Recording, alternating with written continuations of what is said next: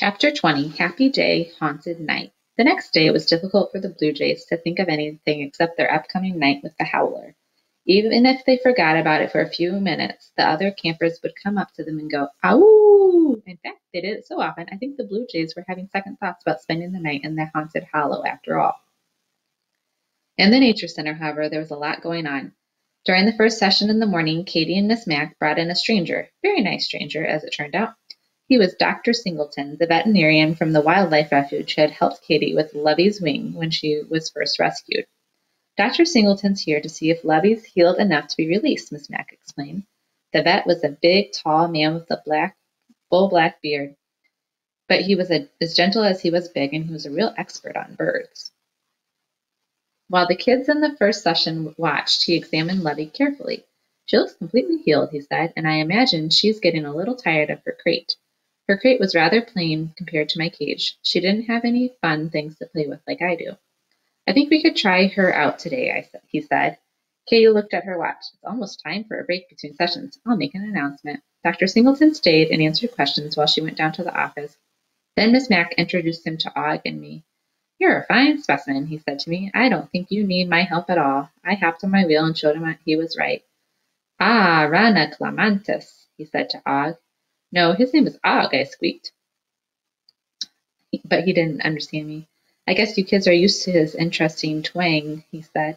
After living next to Og for months, I was very used to it. Then Dr. Singleton turned his attention to Jake the snake. "How'd you end up in a cage?" he asked Jake. Jake stuck his tongue out as usual. How rude. Then we heard Katie on the loud speaker. "Attention, campers," her voice boomed. "We are going to try to release Lovey into the wild after this session. Anyone who wants to participate, come directly to the Nature Center." Within minutes, there was a rush, a dash, no, a stampede to the Nature Center as every single camper showed up. Miss Mack made them form a half circle in front of the building. Then she asked Thea, Brad, and Noah to be her assistants. They had scored the highest on the quiz. Miranda picked up my cage so I could watch. What a thoughtful girl. Brad and Noah carried out Dovey's crate. Her head poked up out of the top as she watched everyone and everything. Then Dr. Singleton carefully lifted Lovey out of the crate and showed Thea how to hold her. Thea held Lovey just the way he showed her and looked completely confident. "First, put her down on the porch and let her try her wings," the vet told her. When Lovey touched the ground, the first thing she did was spread her wings. I couldn't even tell which one had been injured. Then she flapped her wings and hopped as if she was ready for takeoff. The kids in the crowd stayed pretty quiet, as they'd been instructed, but they couldn't help oohing and ahhing a little. Neither could I. "That's great," Dr. Singleton said. "That hopping means she's ready to fly, but we need a big open space. Pick her up again, Thea, if you can." Then he had her take Lovey up the hill to the spot where I viewed the two hollows. It was a high, open meadow surrounded by trees. The other campers and Miranda carrying my cage followed quietly. It was time for Thea to put her on the ground and see if she flew. But at the last minute, Thea didn't do it. Instead, she turned to Noah and handed Lovey over. "Here, Noah, I think you should do this," she said. That was just about the nicest thing I'd ever seen a human do. I held my breath as Noah set her on the ground, and then, with no further encouragement, she flapped her wings and took off, flying up to a very high treetop in the distance. The crowd couldn't stay quiet any longer. They let out a cheer.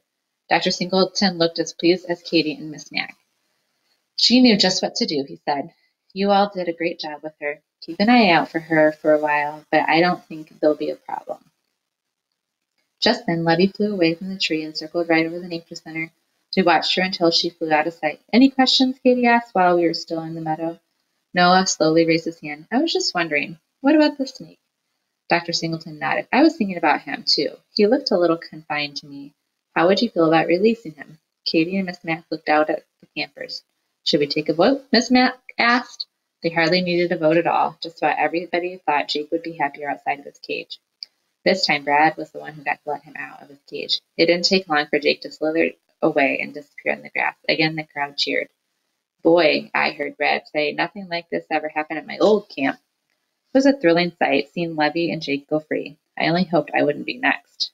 But I had nothing to fear. The session was over, and I was returned to the Nature Center. It was a little lonely there without Lovey, and I even missed Jake a little. But at least I had my friend to keep me company. Whoever knew that a little frog had such a fancy name? All the excitement at the Nature Center had taken my mind off of Haunted Hollow, at least for a little while. In fact, I was so relaxed I settled in for a long doze in the rec room. Miss Mack came in to check on Og and me. She told me that she was taking all the campers except the Blue Jays to the nearest town to see a movie. See you later, she said. Then she winked at me. I had no idea why. I managed to doze off again, but I was awakened abruptly when I heard a pounding footsteps racing toward me. Humphrey Dumpty! AJ shouted excitedly. You're coming with us to Haunted Hollow. Who, me? I was astounded. Yep, Cap Holloway said it was okay as long as you make sure your cage is locked at all times and keep you in our tent, he explained. He didn't want you to miss out. There are some things I wouldn't mind missing out on, and the howler was one of them. But AJ was already holding my cage and hurrying back to the dining hall. It's been nice knowing you, Og, I called back to my friend. There wasn't even time to say goodbye. It was dark outside. Instead of hiking in the dark, Hap took us all in a small bus and drove us to what seemed like a long, long way from Camp Happy Hollow. Even though Haunted Hollow was next door to our camp, to get there we had to drive on a road that wound around and round a hill. Blue Jays, he said as he drove, you're about to join a small but special group of campers. You have earned the right to go to Haunted Hollow, but none will ever forget the howler. He opened his mouth wide and let out the most spine-tingling "woo" I'd ever heard. I dove under my bedding, just in case Hap really was the howler. At last, the bus stopped, and Hap let us out. It was still quite a hike to the campground where Aldo was waiting. Several tents had been set up, and a fire was blazing in the big stone pit. The flames cast orange and yellow shadows like huge fingers on the nearby trees. Welcome to Haunted Hollow, Aldo said. Somehow he didn't seem as jolly and carefree as usual. Take a seat. The Blue Jays sat on big rocks around the campfire. AJ put my cage next to his feet, and I could feel the heat from the fire. As far as I was concerned, I was a little too close for comfort. And even though my friends had waited a long time for this night, they were suddenly unusually quiet. As I glanced over at the dense brush nearby, I thought I saw some eyes, maybe the friendly eyes of Goldenrod and her friends watching these strange humans. I hoped they were the only wild creatures hanging around. Hap stood near the fire and addressed the campers. Like Aldo, he was acting very serious. Boys, you're about to share in the secret of Haunted Hollow, he began. 20 years ago, I bought this camp. The man I bought it from didn't want to sell it, but he ran out of money and had no choice. The strange shadows made Hap's face and hair even redder than usual. He was a crazy kind of fellow, with white hair to his shoulders and a white beard to his waist. On the day he signed the papers to hand the land over to me, he said, "It will never truly be yours, Holloway, for I will haunt this land as long as I live, and even after." The boys gasped, and I accidentally let out an eek. I tore down his small cabin that was on the spot. But once a year, the best campers are chosen to come here to show him that even if the place is haunted, we are not afraid, he continued. My cousin saw him last year, Richie said, his eyes wide. Hap nodded. So far, the howler has shown up every year, but this year, who knows? So I want you all to shout with me. We are not afraid. We are not afraid. The Blue Jays didn't exactly shout at first, but they joined in. We are not afraid. We are not afraid. I joined in too as the voices got louder and louder. We are not afraid. We are not afraid. Then they got more confident and the volume increased. We are not afraid. We are not afraid. And then it happened. A howl so loud, so hideous, so unspeakably scary, I think my heart stopped beating. No one human could possibly make a noise that loud. The noise grew closer and there was rustling in the grass. Ow, ow! The Blue Jays all jumped up screaming and started running around in circles. Ow, ow! There I was, alone on the ground with the howler approaching. I closed my eyes. Then I felt my cage move. It had grabbed me. Don't worry, Humphrey. I got you. You're safe, a familiar voice assured me. It was Aldo. Ow, ow! It was so close now. I thought I'd heard it breathing.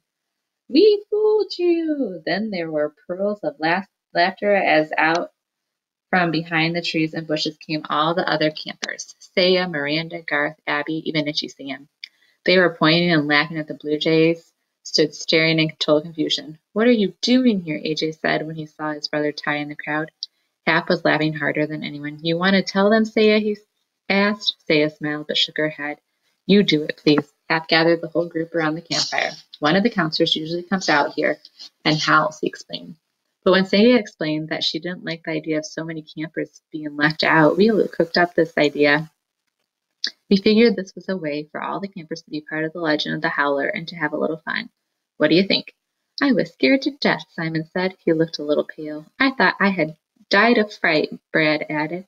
But then I saw you guys. Pretty funny. You fooled us all right. Listen up, folks. This is our secret, Hap explained.